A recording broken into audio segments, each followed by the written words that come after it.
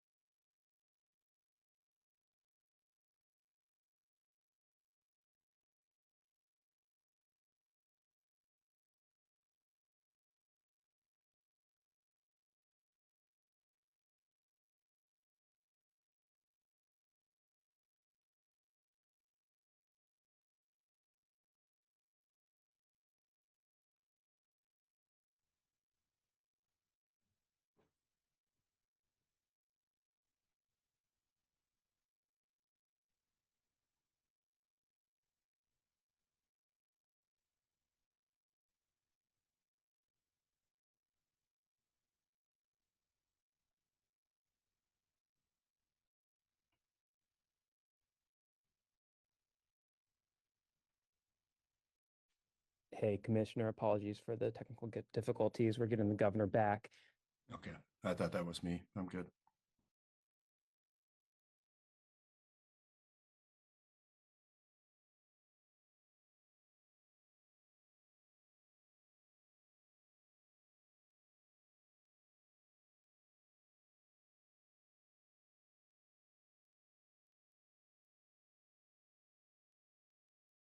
Commissioner, while we wait for the governor, do you want to speak to CHP's partnerships in San Francisco, Bakersfield, and other places across the state?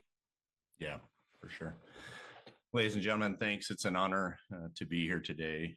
As the governor was starting to highlight, the CHP continues to make considerable strides when it comes to combating retail theft. We've been engaged in this effort since 2019, and we continue to expand our efforts as we work with our allied partners throughout the state to address this serious issue. Retail theft crime is not a victimless crime. These crimes hurt our businesses, they hurt each of us as consumers, and they hurt the communities where these businesses are established. And for those reasons, the CHP will continue to prioritize combating retail theft throughout California.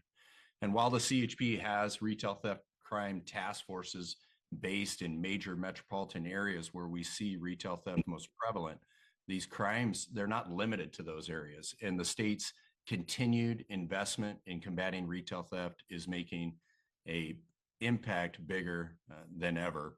Recent legislation we're excited to go into effect at the end of the year will only improve the officers, giving them other tools available to law enforcement to hold these criminals accountable.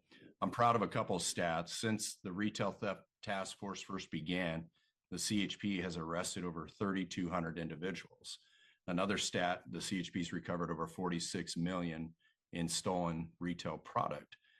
To the criminals who continue to engage in retail theft and victimize Californians, my message to you is you too will become one of our statistics. Now, more than ever, law enforcement is better organized. We're better equipped to combat this issue in California. These successes are built largely on our partnerships with local law enforcement, our partnerships with the Retailers Association. Governor, I see you're back. Do you want to jump in here? Do you want me to keep going? Oh, keep going. Appreciate it. Thank you. In the CHP, we want to remind everybody the partnership with the community is we need everybody's help. And we have a way to solicit that information through our website. If you click on Notify a CHP at the top of our webpage, every time someone reports a retail crime in California, it dramatically assists our detectives and our investigators on the task forces. Working with our communities multiplies our efforts to locate these criminal enterprises and hold them accountable.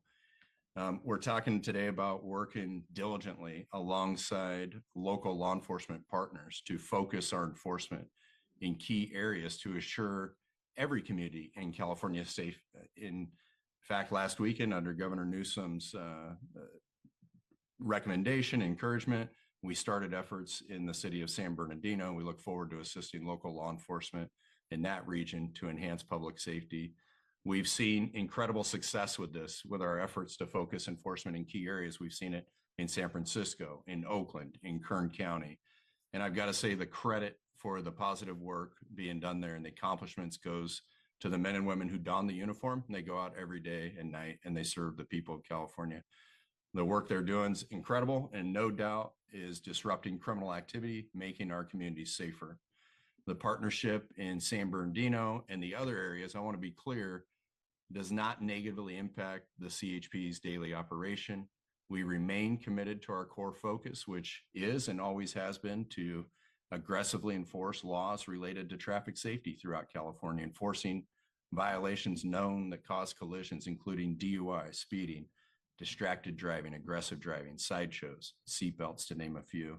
We also, as a state law enforcement agency, maintain our primary focus on enforcing auto theft and cargo theft throughout the state.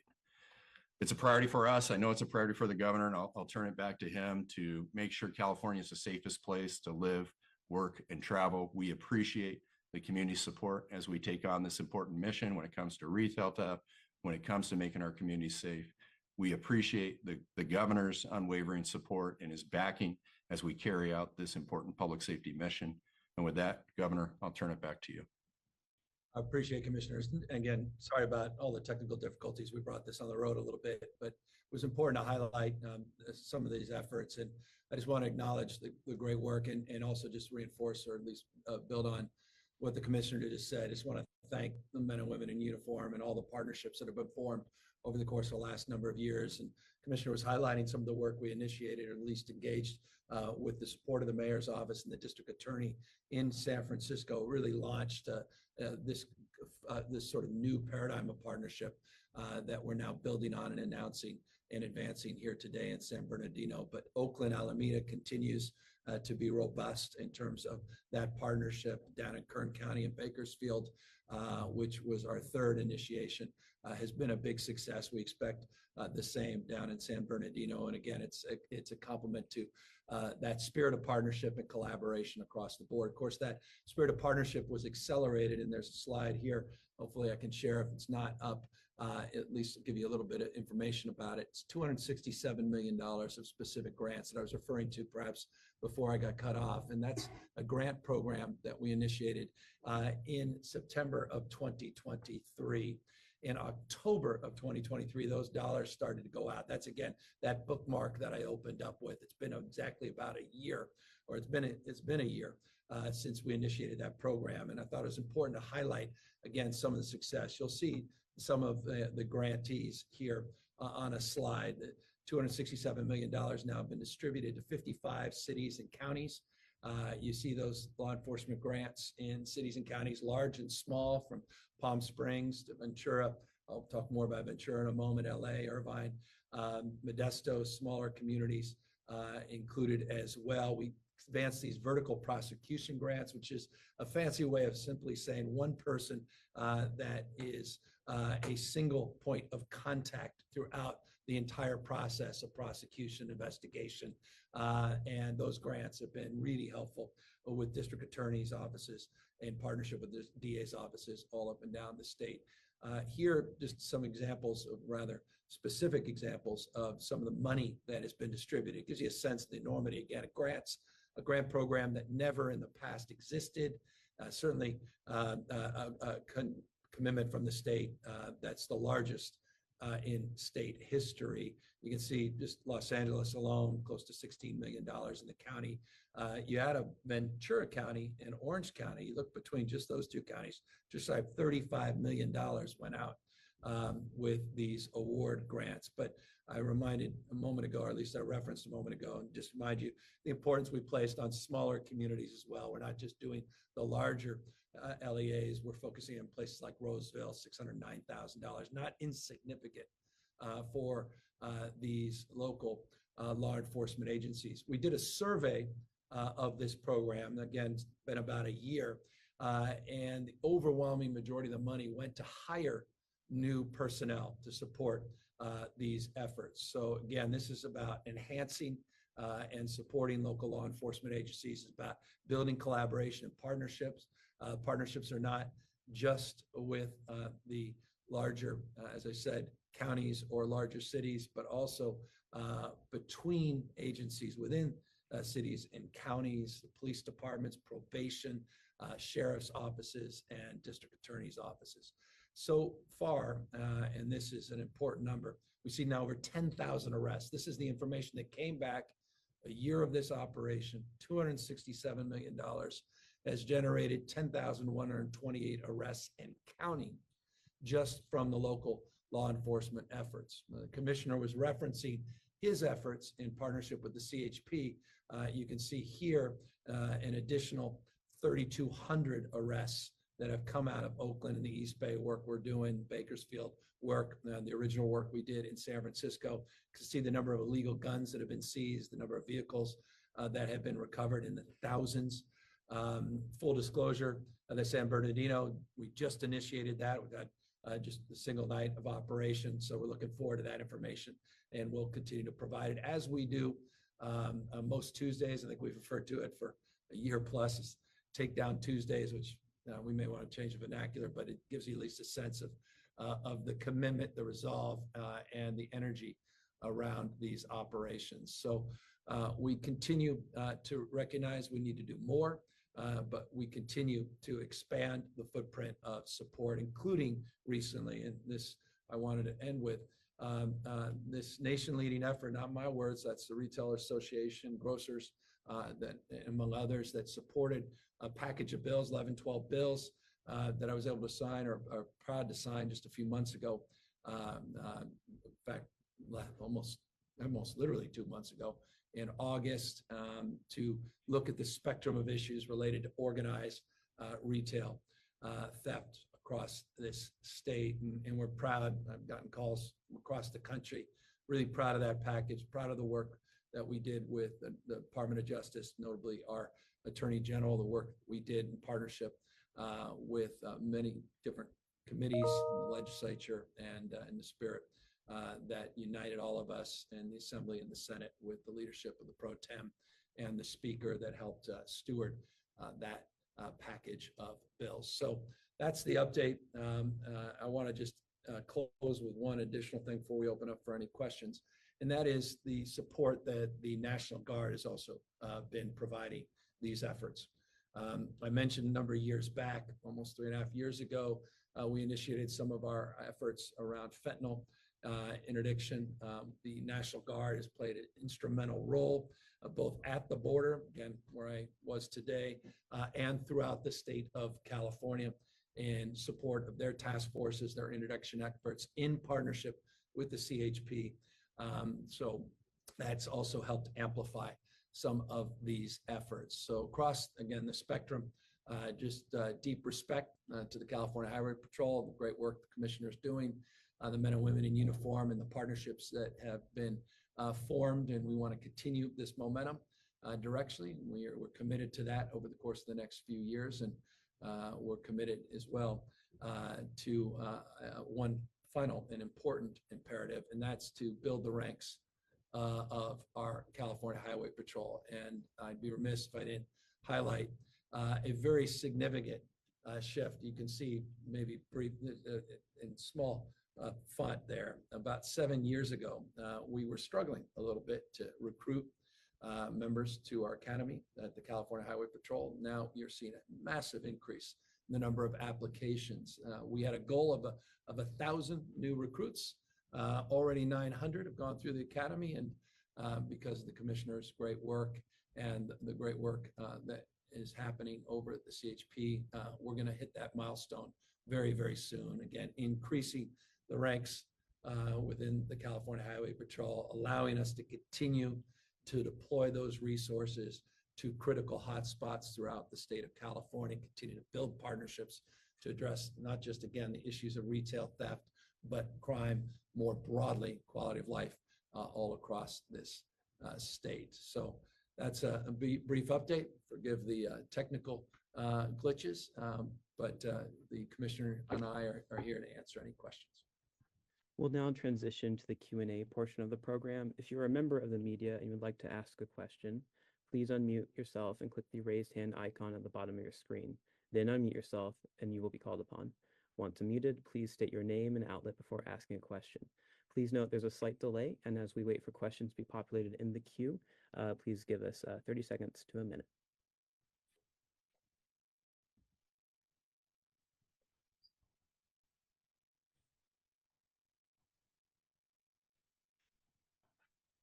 Our first question goes to Ashley Zavala. Ashley, please unmute yourself. I think I'm unmuted. If you can hear me, Governor.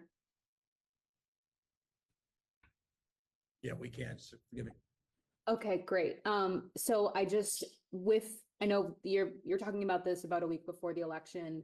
I know voters have indicated they'll overwhelmingly pass Prop 36, which I know this year there are a couple efforts to try to negotiate it off the ballot, put up a competing measure.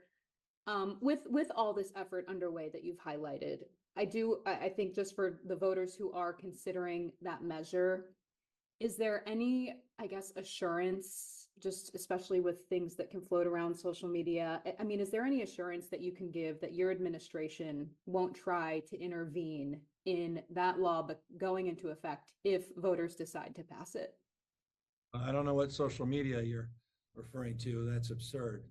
We'll do whatever the direction of the voters. It does appear to be overwhelmingly support. I just hope folks take the time to read it and recognize what it really is. It's just drug policy reform, and good people can disagree on that, but it's pretty clear the direction. It's unfunded, and unfortunately, it may impact some existing drug treatment and mental health services on the basis of a redirection of existing grant funds that under a previous initiative that was passed in 2014 are supporting many programs. But beyond that, we absolutely will implement the will of the voters.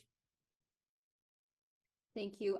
I just have one quick follow-up question. You mentioned law enforcement and the boost in applications to CHP. One thing we've heard in this election cycle at the local level, for example, in Sacramento County or in Sacramento, about these vacant police positions. I mean, I wonder, is there anything else that you're eyeing to help with filling these positions to help, again, crack down crime in the effort that you've highlighted today?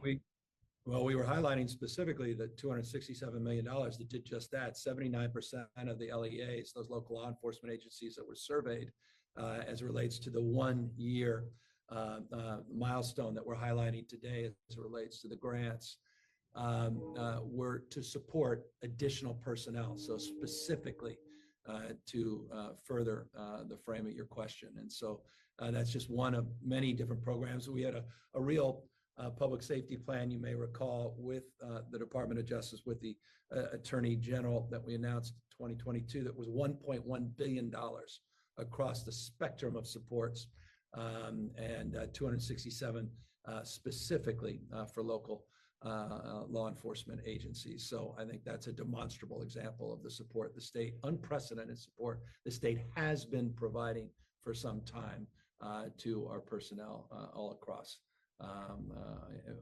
these agencies. Our next question goes to Alex Michelson. Alex, please unmute yourself.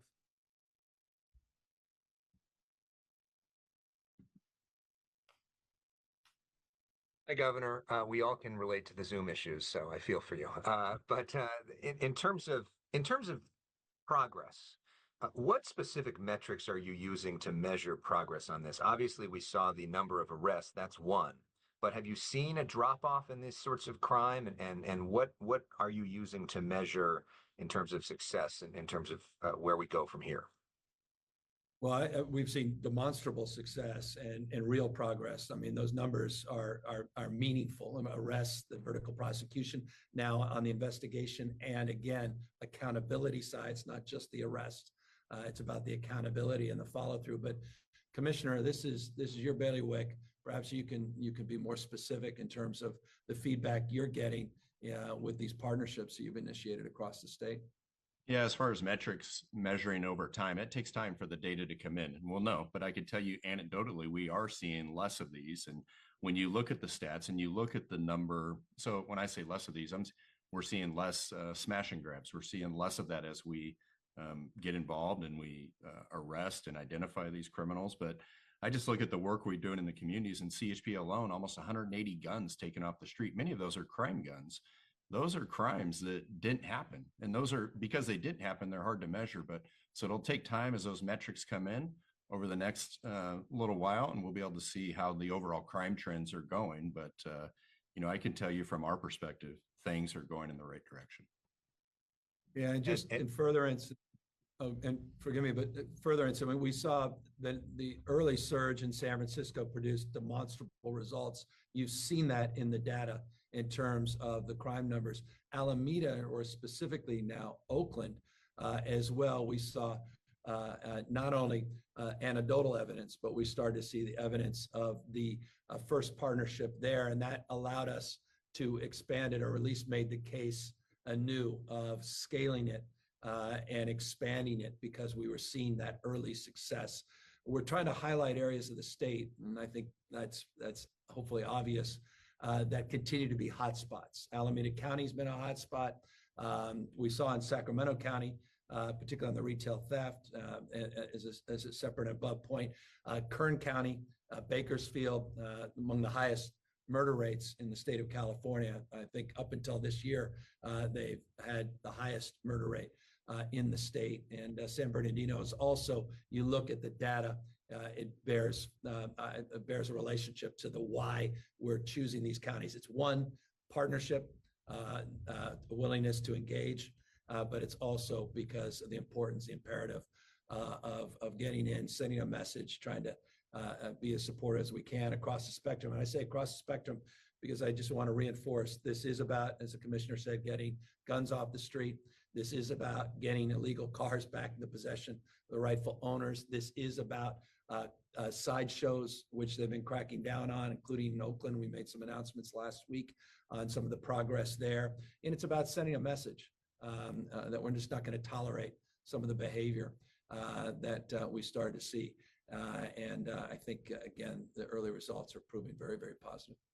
One more thing, Governor. I know you were at the border today. What'd you see? What'd you learn? Well, I mean, I've been down a dozen plus times in the last couple of years and continue to see progress in terms of the partnerships that we've established south of the border. And in this case was with the governor of Baja again. I was with her just a few months ago, talking about border security, talking about fentanyl, talking about issues related to migrants. Today, we were specifically talking about the Tijuana River and sewage issues. And the complexity of this is that we have on both sides of the border, two large-scale projects that are currently underway to improve that system to address some of the flows off the coast. I've been at the White House on two specific occasions just in the last calendar year, meeting with the chief of staff, meeting with senior officials to prioritize investments in addressing those outflows and sewage in the Tijuana, off the Tijuana River and off the coast of Southern California. So the good news is we're making progress. The difficult news and stubborn news is not happening fast enough, but I was there seeing firsthand, laying witness to the progress on the southern border as it relates to the work that the governor has initiated with the president. The new president of Mexico was there just a few days ago, and her commitment is demonstrable to finishing this critical phase of their upgrades on the sewage treatment plant in Tijuana. So I felt like it marked an important moment. Tomorrow they'll be announcing further efforts in terms of programs that we're initiating, both in retrofitting on now our side of the border, as well as expanding the treatment capacity. I'll be more on that. Stay tuned tomorrow. Thank you. Our next question goes to Nicole Nixon of the Sacramento Bee. Nicole, please unmute yourself when prompted.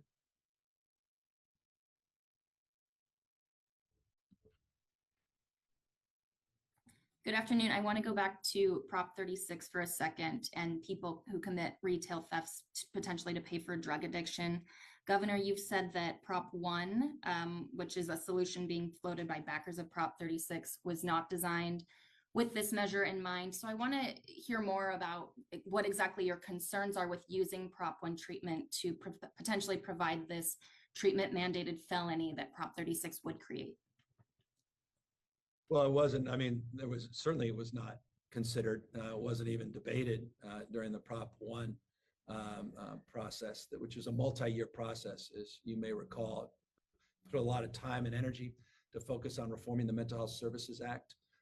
We initiated that about 6 years ago, that process, working with the Steinberg Institute, working with experts across this country to look at ways to modernize that act, to allow for housing as an eligibility, and as you imply in your question, to look at the issue of substance abuse and issues related to whole person care, those self-medicating with drug or alcohol addictions that have behavioral health issues, bipolar disorder, schizophrenia, and the like. We also initiated a process that unfolded over the course of a period of time to determine the needs, the $6.38 billion bond represented in those needs for housing of all styles, and looking at the opportunity to reform some of our land use as it relates to initiating the rehab and developing new cottage and campus style housing related to those that are struggling with mental health.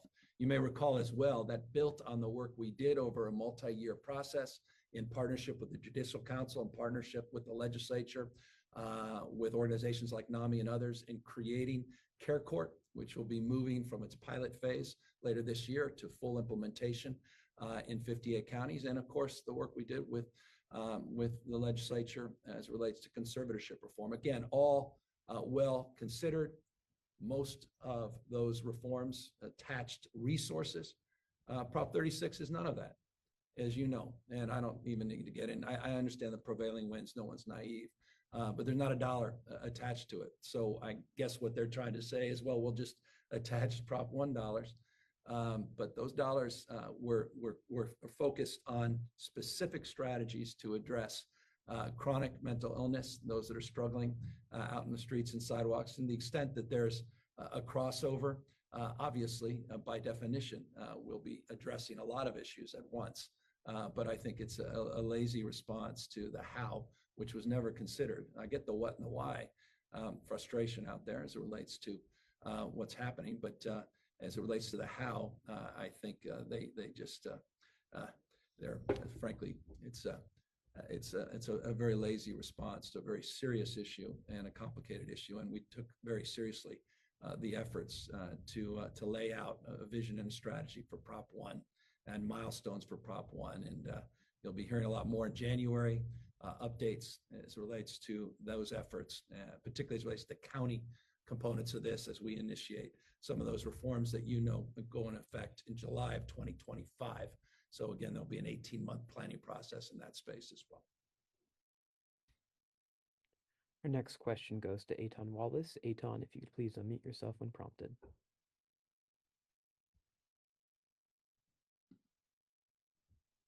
Thank you, Izzy, and Mr. Governor, thanks for taking the time, and a good Monday to you. And also, Mr. CHP Commissioner, I appreciate you taking the time as well. I think the first question is just for the CHP Commissioner, but then the second question is for the Governor. I'll be very quick on both. Mr. Commissioner, forgive me, because this may have been in the math that was, or the data that was on screen. Would you just remind me again how many CHP officers are in this specific task force across the state, from Bakersfield to Oakland and Alameda, et cetera? And when we talk about the 10,000 plus arrests, is that for retail theft or for all kinds of different crime? And the second thing, Mr. Governor, is I know Alex asked mostly the questions earlier, but just if you had a message to the folks on the San Diego side of the border for our affiliates at Fox 5, KSWB, and KUSI TV, what's your message to them about what you hope to achieve for them by going to the border? Well, Mr. Commissioner, you want to take the first part of the Yes, question sir. first, and I'll answer. So the staffing, just to be clear, the retail theft staffing, we have full-time investigators, probably about 20, I'm estimating.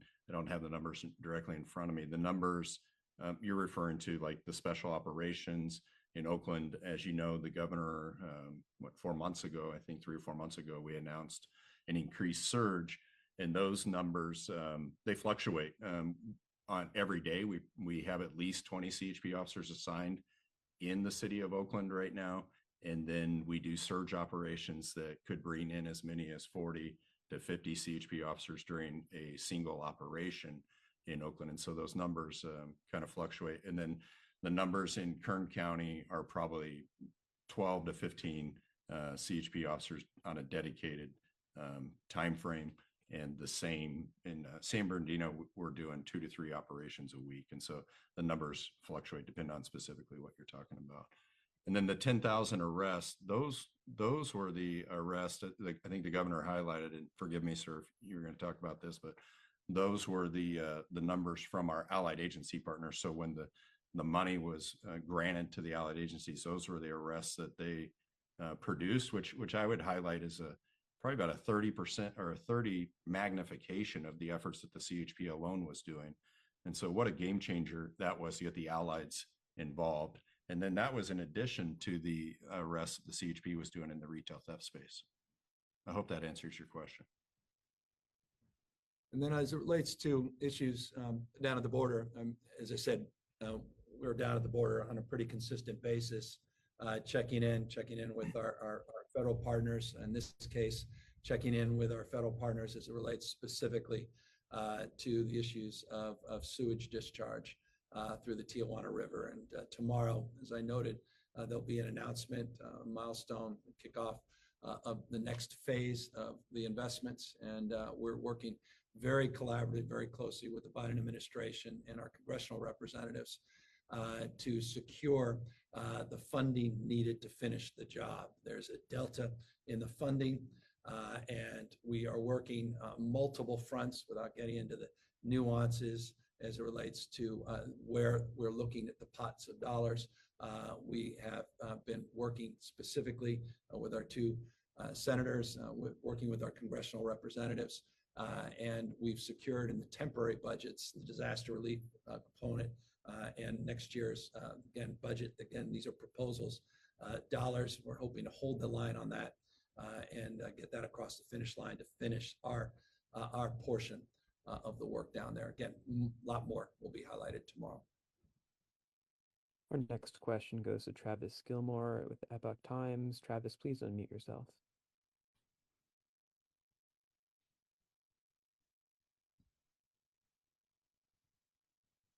Hi, Governor. Thank you for the time today. There's a recently released fact sheet from the Public Policy Institute of California, and it shows increases in violent crime in recent years. It also shows a sharp uptick in auto thefts and shoplifting since 2014. Now, I know there's ongoing debate about the role Prop 47 may or may not be playing in criminal activity, but in your opinion, what's driving these increases? Well, you're seeing, I'll ask our resident expert. It's nice to have the commissioner on here, who's more in touch day to day as it relates to that. But you've seen these are national trends. I mean, you've seen the murder rate went through the roof, 30% increase in 2020. We saw those murder rates increase disproportionately, interesting in red states, 8 of the top 10 murder states in red states. So it's not unique to the policies necessarily, as one would often ascribe to a blue state versus a red state. You're seeing these trends more broadly defined. I'll remind you, just on the Prop 47 side, which you're referring to, there was so much punditry that it had everything to do with the $950 threshold. I continue to highlight that because it's the 10th toughest in the United States of America. You look at a state like Texas, it's $2,500, almost 2.5 times more lenient as it relates to being more permissive. You can steal up to $2,500 in that case before that felony threshold kicks in. And of course, the backers of this latest initiative didn't even include the threshold as a reform, which I think is all the evidence you need that it was a narrative that didn't necessarily fit the facts. Now, more broadly, PPIC has had multiple studies on 47. This wasn't the first one. They had a prior one. UC Irvine, UC Berkeley have had other assessments. I know the Manhattan Institute, more conservative leaning organization, had their more recent one. And good people can disagree within the margins. I am someone, though, that I'll remind you and remind others is the only person in California that actually has reformed Prop 47. I'm open to argument. I'm interested in evidence, and that's why we're highlighting a lot of the work we've been doing for years. It's not a reaction to anything that's contemporary. It's a reaction to the reality on the ground that we started experiencing in 2020 across, again, this country, not just the state of California, and how we initiated these new supports that we've highlighted here today. And so that's where we are as it relates to that understanding. And if you're just want to fill in the blanks, a little more information on the 47, I changed the felony threshold as it relates to possession of firearms in an initiative that I helped sponsor and support many, many years ago. So again, we have a lot more work to do. Regardless of what happens, 36 is one small component of a larger strategy around law enforcement. But I hope what we are highlighting today is something, again, you've all been, I think everybody has asked the questions, been to half a dozen of these press conferences. So I think you're familiar with a lot of the work we're doing. But I wanted to really show the results of some of that work that were highlighted in those arrests in just the last year, particularly again on that $267 million of grants and how that's produced real results, and the continued work that is being done by the commissioner and the CHP is just, again, a point of pride, including, as I noted, the more than doubling the number of National Guard over the course of the last few years that we've also advanced to help support in our law enforcement interdiction efforts. And just to follow up on the threshold in Texas, While they do have a $2,500 felony threshold, they also have a tiered misdemeanor system where someone could steal less than 2,500 and it is a misdemeanor, but the consequences are much stronger there, where they will actually serve time in county jail or in state prison. Is one of the potential solutions here stronger penalties for misdemeanor crimes like Texas, or is there another way that we could manage this? Well, I look at the unprecedented package of retail theft bills we just passed. I mean, again, I think a lot of folks were there. Don't take my word for it. Look at what the head of the California Retail Association said about that package. And I think it speaks for itself. It's one of the toughest, most comprehensive packages of retail theft reforms in the United States of America. And it's been enacted by the legislature, signed into law. A lot of it goes into effect in January.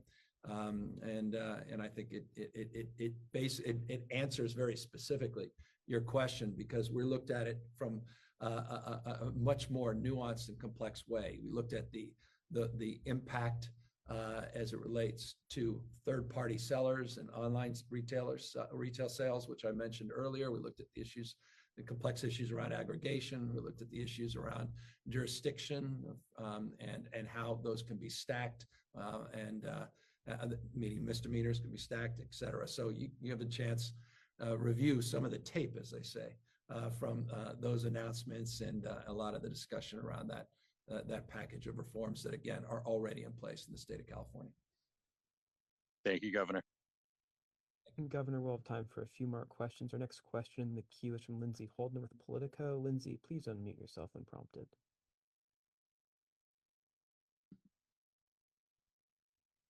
Okay, I think that's worked. Okay, thank you, Governor. I also want to ask about Prop 36. I mean, clearly you and legislative leaders have been really eager to tout the bill package, the work that, you're all talking about today, but voters remain seemingly unconvinced, and because clearly they support Prop 36 overwhelmingly. Why do you think that is? Well, I mean, it's a separate conversation, and I haven't, as you've seen, we've been focusing on what we're doing and what we can control. Everybody, we already know where this story, I mean, we know what's going to happen, likely to happen as it relates to Prop 36. And so it's the prevailing wind. I understand it. And I hope people take the time to understand what they're supporting and understand there'll be some consequences. Look at the LAO's assessment of it. Look at the facts of what we have already been doing.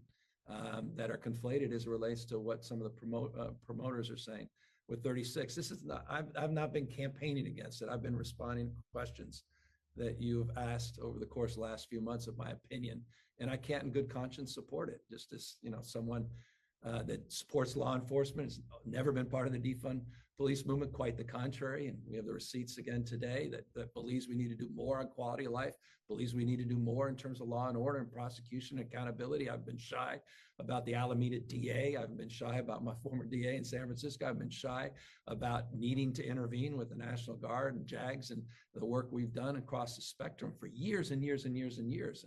And so, if I thought this was good, I'd enthusiastically support it. I would, if I thought it was well considered, if I thought they had really worked things out with the Judicial Council and supporting the courts and supporting a rational approach to how you get residential drug treatment. I mean, 22 counties don't have one residential drug treatment bed, not one. It's already extraordinarily difficult to cite these things.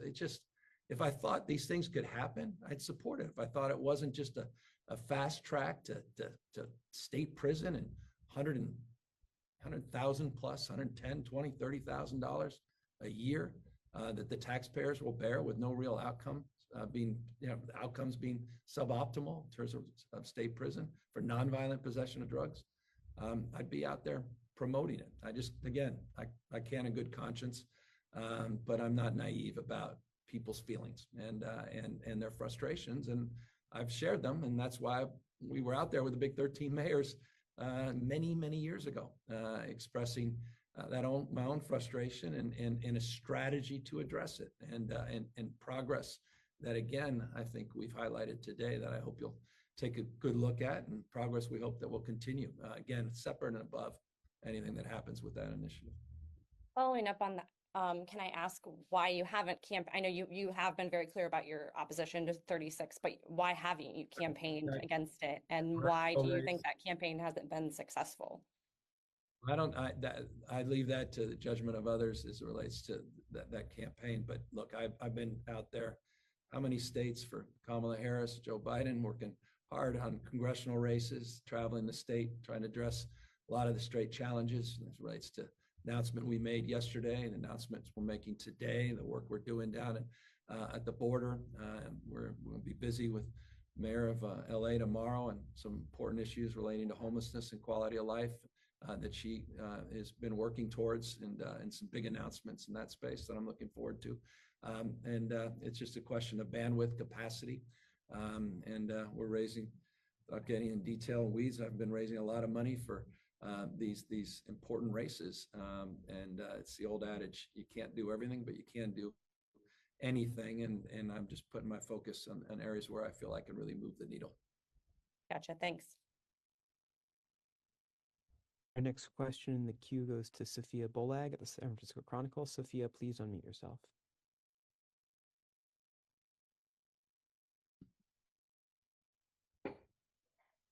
Hi, Governor. I was also going to ask about Prop 36, but I think my colleagues have covered it for today, so I'll ask you about something else. Good.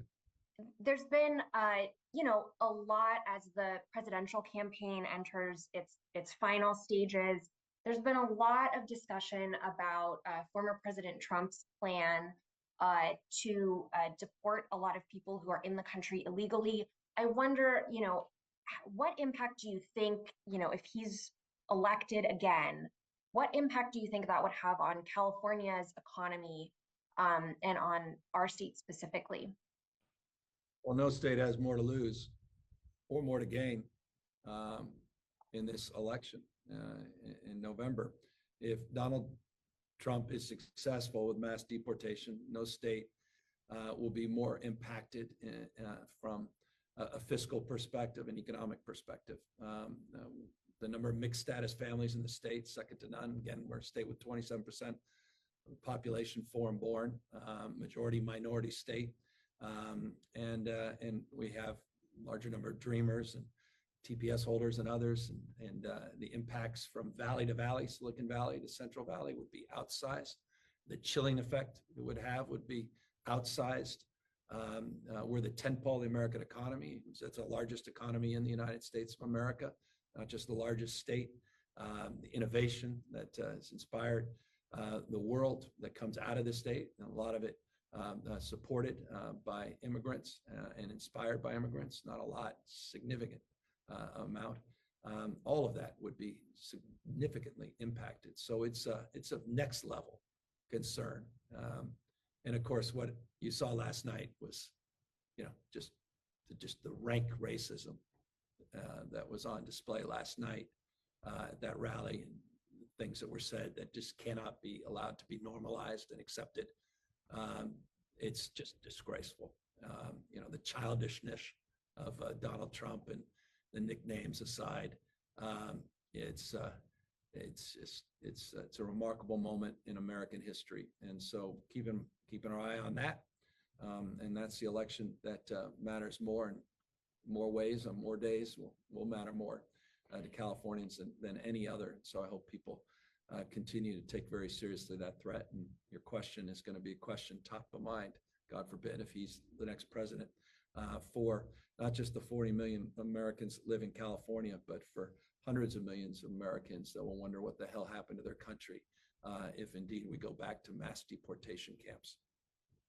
And just to follow up on that quickly, you said, it would impact valley to valley. I think there's been a lot of coverage of how, and I'm not sure if this is exactly what you were referring to with that, but farming industries could be impacted by a big reduction in the undocumented workforce. Can you be more specific about what you mean when you talk about the impact in Silicon Valley, or are there other industries in California that would also be impacted in ways that maybe people aren't thinking about or talking about as much? Look at the construction industry. Look at the healthcare industry. Look at the hospitality industry. Come on, I mean, the restaurant industry. not just agricultural industry. The chilling effect it would have is our ability to recruit the best and the brightest from around the rest of the world. One of the great successes of California, great successes of America, is our ability to get first-round draft choices from around the rest of the world because of our open environment around inclusivity and people feeling like they can be seen and heard. I mean, it's the spirit of Ronald Reagan and that wonderful speech he gave, his last speech in at the White House, the torch of Lady Liberty, and the vibrancy of newcomers, and how you can move to France, but you can't become French. But in America, we stand for something above and beyond. It's extraordinary how far we've fallen in that respect. Reagan understood that because he was from California. He understood the dream was attached to that. There's two dreams, the American dream and the California dream, and it's predicated on that.